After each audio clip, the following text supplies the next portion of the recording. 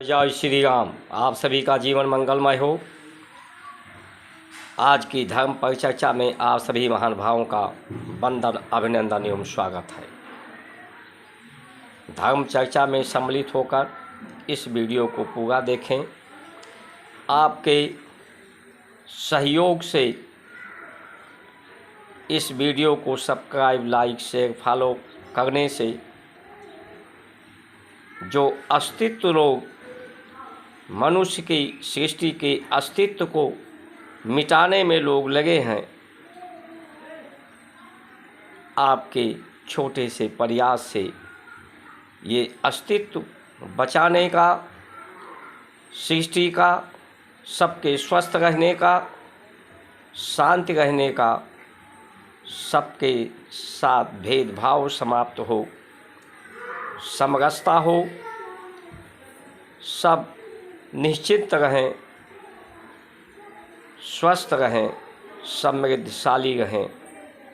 ये प्रयास भारत संस्कार मंच YouTube channel, Facebook, Instagram, Twitter को सहयोग स्वरूप सिर्फ आपके आधा घंटा 15 मिनट समय देने से, सब्सक्राइब, लाइक, शेयर, फॉलो करने से बहुत बड़ा परिवर्तन आपके प्रयास से हो सकता है। इसलिए इस पुरुषार्थ को करके आप परमात्मा की कृपा को प्राप्त करें।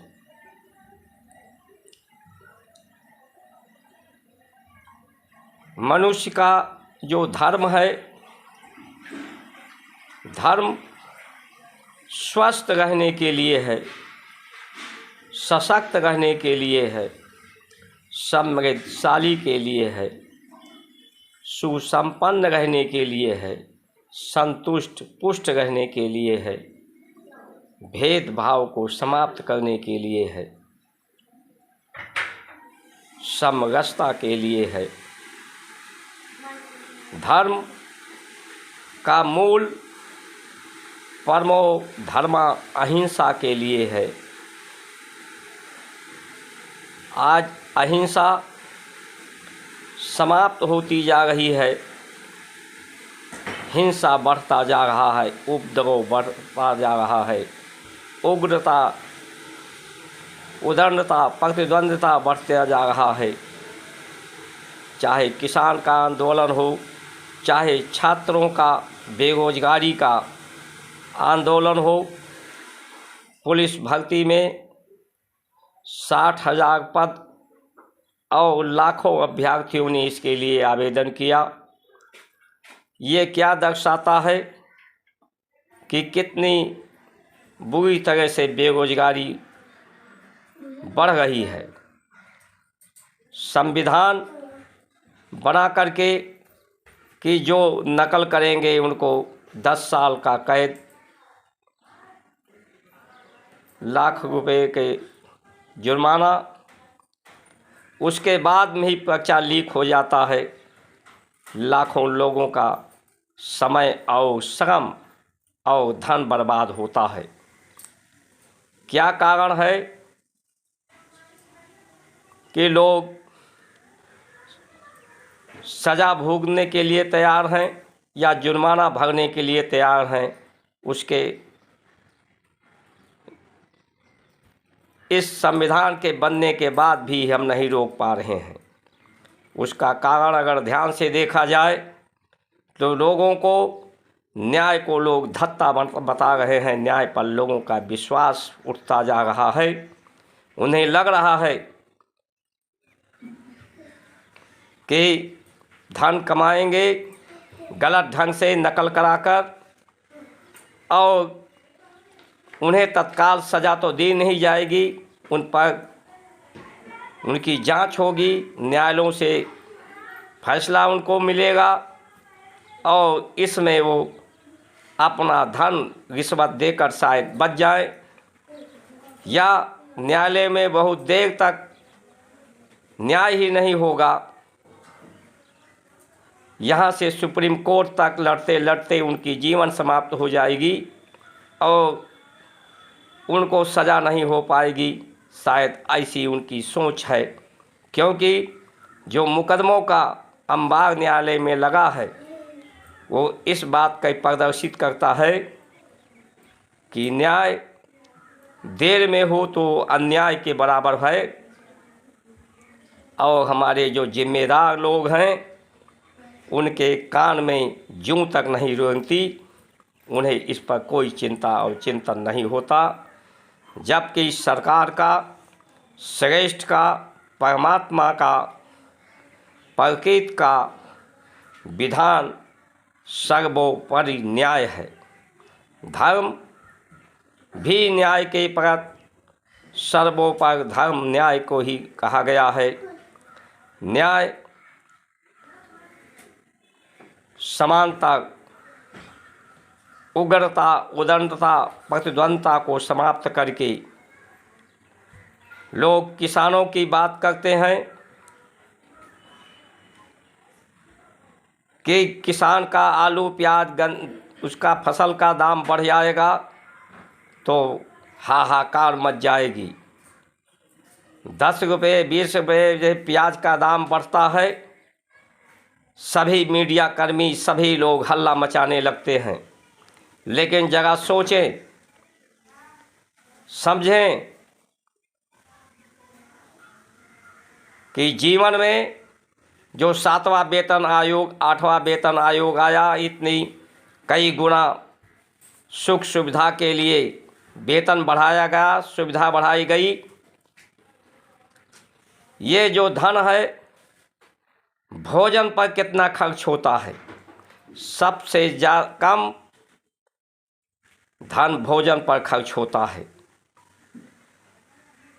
जो भारतीय परंपरा के अंतर्गत भोजन की व्यवस्था है। बात अलग है कि आप प्रोसेसिंग भोजन ले रहे हैं, बाजारू भोजन ले रहे हैं। वही जो दाल, चने का, मसूर का 60-70 रुपये किलो है, प्रोसेसिंग करके वही जब नमकीन बना देते हैं, रूप बदल देते हैं, वो 300-400 रुपये केजी हो जाता है। इस पर किसी को महंगाई नज़र नहीं आती। वही आलू टमाटर जो 5-7 रुपये किलो है, जब प्रोसेसिंग करी जाती है तो उसका कई गुना दाम बढ़ जाता है। इस पर महंगाई लोगों को नज़र नहीं आती। वही आलू का चिप्स 600-700 रुपये किलो लोग खरीदते हैं, महंगाई नज़र नहीं आती। टमेटो का सूप लोग लेते हैं, टमाटर के दाम से सैकड़ों गुना अधिक होता है, उसमें महंगाई नज़र नहीं आती। वही बेकरी का ब्रेड लेते हैं, नमकीन, बिस्कुट जो किसान के ही उत्पादन से बनता है, किसान के उत्पादन से कीमत से सैकड़ों गुना अधिक दाम का होता है, वहाँ महंगाई लोगों को नज़र नहीं आती। शिक्षा पर सबसे ज़्यादा व्यय होता है। शिक्षा की कीमतें बढ़ती हैं, किताबों की कीमतें बढ़ती हैं, वो महंगाई लोगों को नज़र नहीं आती।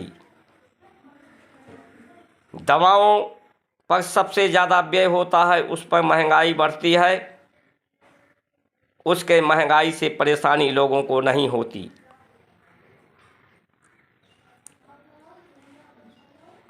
मकान बनाने में जो महंगाई बढ़ रही है, वो महंगाई किसी को परेशान नहीं करती। पूंजीपतियों का हजारों करोड़ रुपए माफ़ कर दिए जाते हैं और किसान छोटे छोटे जो लोन लिया है, कृषि लोन, जिस पर कृषि लोन पर भी, केसीसी पर भी जीएसटी सेवा कर लगाया गया है, उधार पर भी, कर्ज पर भी, वो ज़्यादा समस्या लोगों को होती है। आज के समय में आप चाह करके भी स्वस्थ नहीं रह सकते। आप चाह करके भी संत नहीं बन सकते, आप चाह करके भी ईमानदार नहीं रह सकते, जिम्मेदार नहीं रह सकते, आप सत्य बोल नहीं सकते।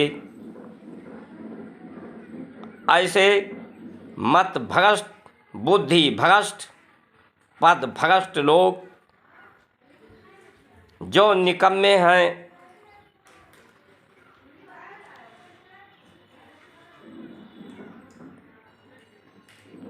जिस तरह से बिजली में एक पॉजिटिव होता है, एक नेगेटिव होती है, दो धाराएं विद्युत की होती हैं, एक नकारात्मक एक सकारात्मक, दोनों को मिलने से ही यंत्र चलते हैं, बिजली काम करती है, पावर काम करता है। उसी तरह से मनुष्य का, सृष्टि का जीवन भी, परमात्मा में भी, इसमें भी नकारात्मक और सकारात्मक दो ऊर्जाएं हैं। सकारात्मक ऊर्जा बिजली में ज़्यादा होती है, अर्थ जो नेगेटिव होता है वो न्यून होता है। उसी तरह से ऋषियों ने इसे सकारात्मक मनुष्य ऊर्जा का बहुत बड़ा स्रोत है। इसमें सकारात्मक ऊर्जा की बात हमारे ऋषियों ने कही है। नकारात्मक ऊर्जा तो रहेगी, उसके बगैर सृष्टि नहीं चलेगी, लेकिन नकारात्मक ऊर्जा, नेगेटिव ऊर्जा न्यून करने की बात कही है। जो लोग शराब नहीं पीते, बीड़ी सिगरेट नहीं पीते, मांस अंडा नहीं खाते, वो क्या समझते हैं कि मैं नहीं खा रहा हूँ। सब लोग इस समय देखा जाए तो सभी लोग खा रहे हैं,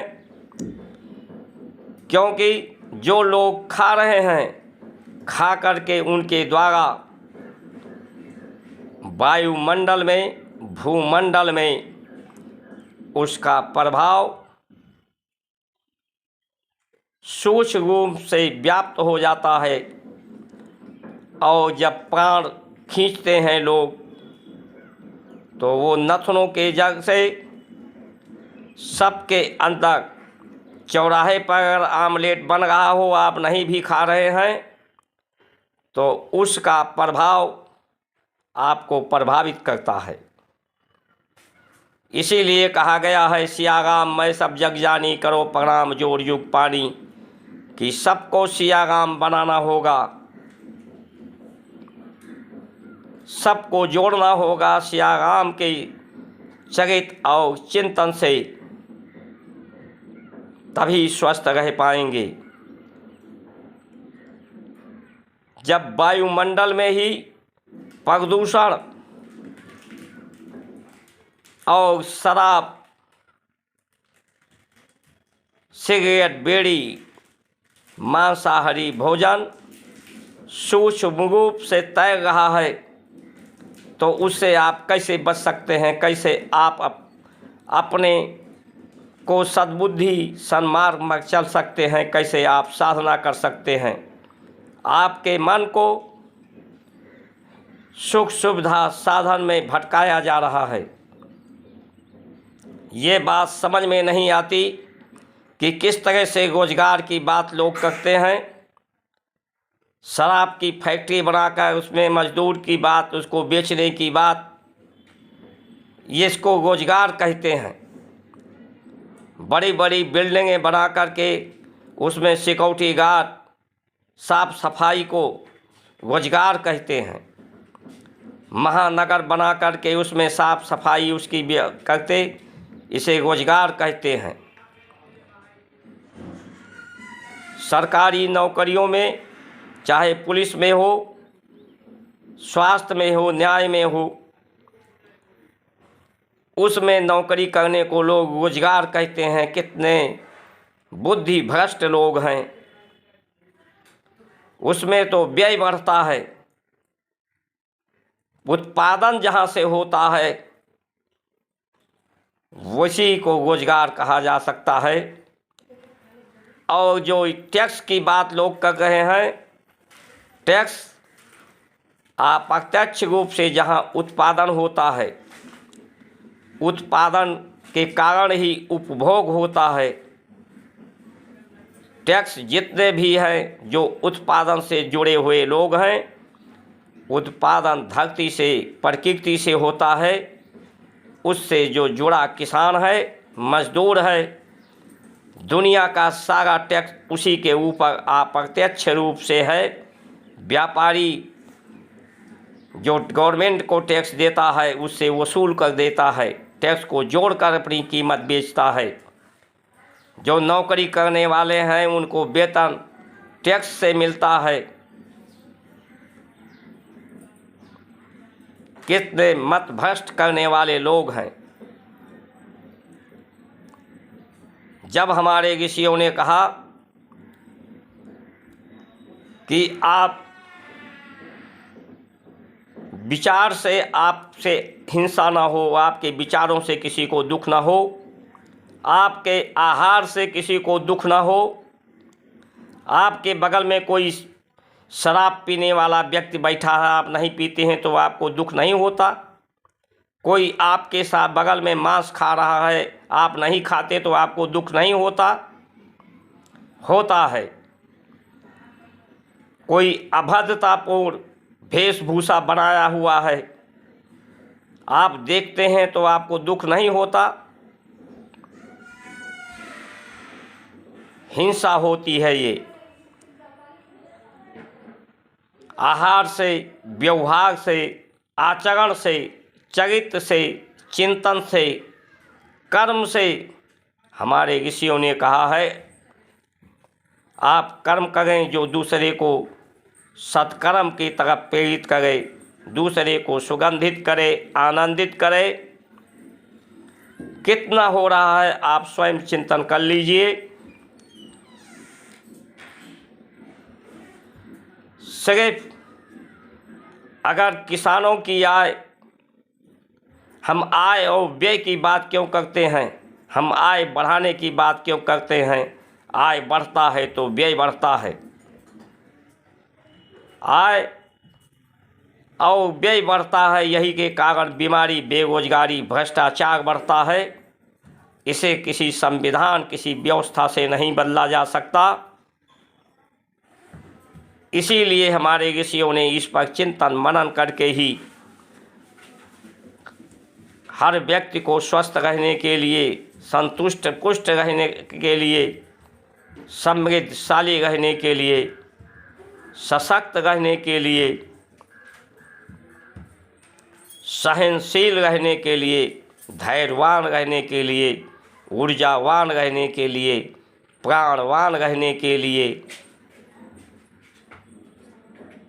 पूरी आयु को पूरा करके संतुष्ट रहने के लिए जो व्यवस्था बनाई है वो सुख सुविधा साधन के द्वारा प्राप्त नहीं हो सकता।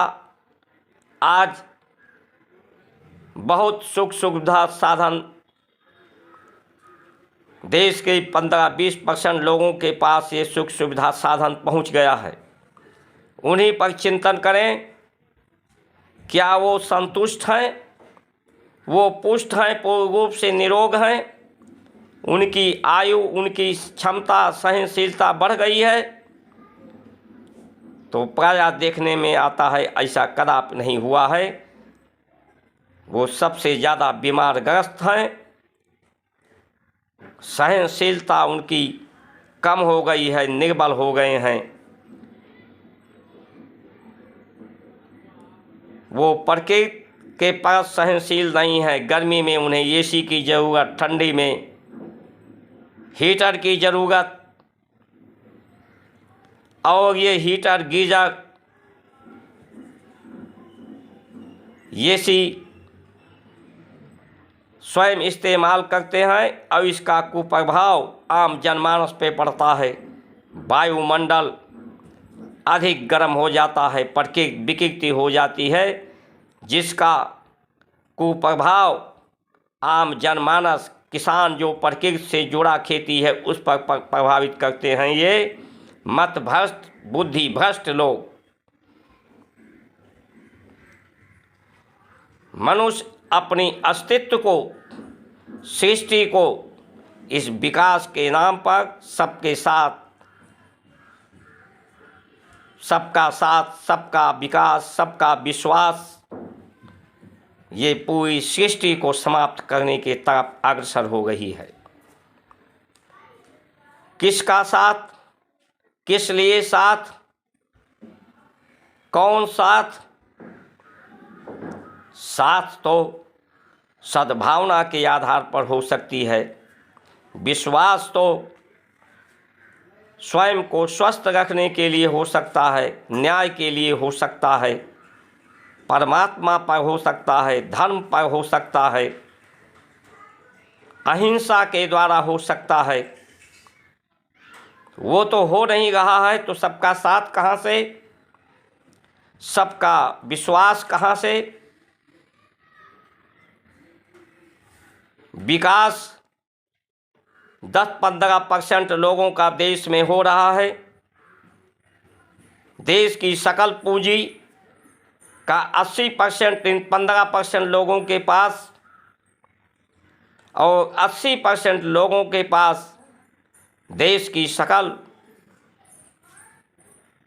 पूंजी 20%। अमीरी गरीबी की खाई मिटती बढ़ाती जा रहा है। हमारे यहाँ जब आज आप हर व्यक्ति परमात्मा का ही अंश है, वो श्रेष्ठ है, उसकी श्रेष्ठता की अवधारणा है। लेकिन जब श्रेष्ठता की और सुखी जीवन के लिए ये मान्यताएं धारणाएं समाज में हों कि उसके लिए साधन होना आवश्यक है, सुविधा होना आवश्यक है, तो उसी को लोग उसी तरफ चलते हैं। मनुष्य का, हनुमान जी का जो दर्शन मुँह बंदर का है, वो संकेत करता है कि मनुष्य का मन बंदर की तरह से है जो एक जगह अटक रुकता नहीं और दूसरा वो नकल करता है। जिस तरह से श्रेष्ठ होने की, सुखी जीवन की अवधारणा होगी, श्रेष्ठ लोगों की जो दिशा दशा तय करने वाले हैं, देश का मार्गदर्शन पथ प्रदर्शन करने वाले हैं, उन्हीं का नकल मनुष्य करेगा।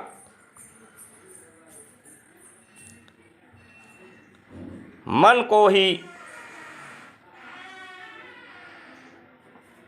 रोकने की बात, अपने बस में, अपने पास उपासना के द्वारा निरोध रखने की बात कि मन एकाग्र हो, तभी एक वस्तु पर ध्यान दिया जाए, केंद्रित एक बिंदु पर किया जा सकता है।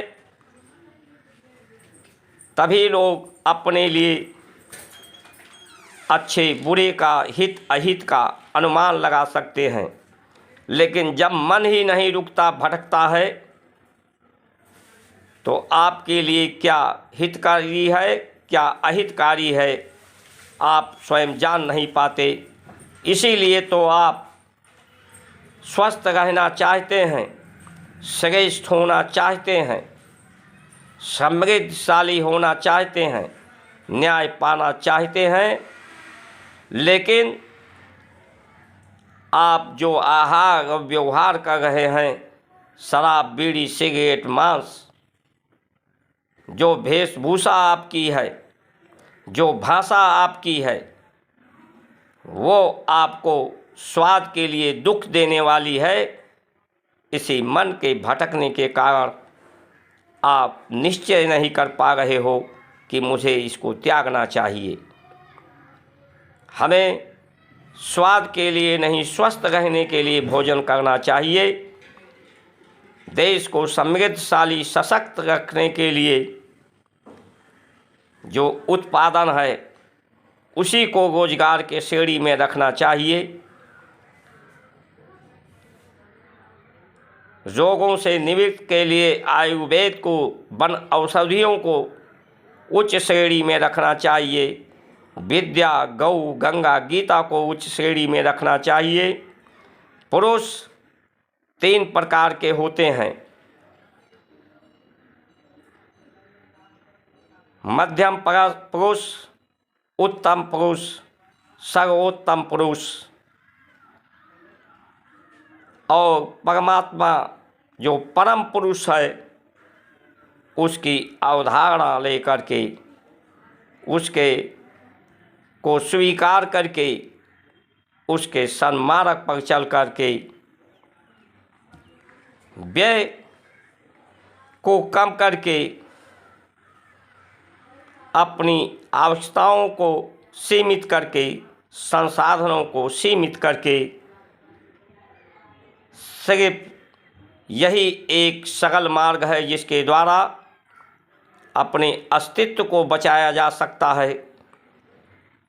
हर परिवार में, हर व्यक्ति में, राष्ट्र में सुख शांति सबको उपलब्ध हो सकती है इसी सन्मार्ग के द्वारा। तो आइए ऐसे मत भ्रष्ट, बुद्धि भ्रष्ट लोगों को, ऐसी व्यवस्थाओं को हमें नकारना होगा और भारत की संस्कार, संस्कृति, सनातन धर्म जो परमो धर्म अहिंसा की बात करती है उसे स्वीकार करके ही हर व्यक्ति संतुष्ट पुष्ट होकर अपने जीवन को आनंद पूर्व इस जीवन की यात्रा को पूर्ण कर सकता है। हम उस तरफ अग्रसर हों।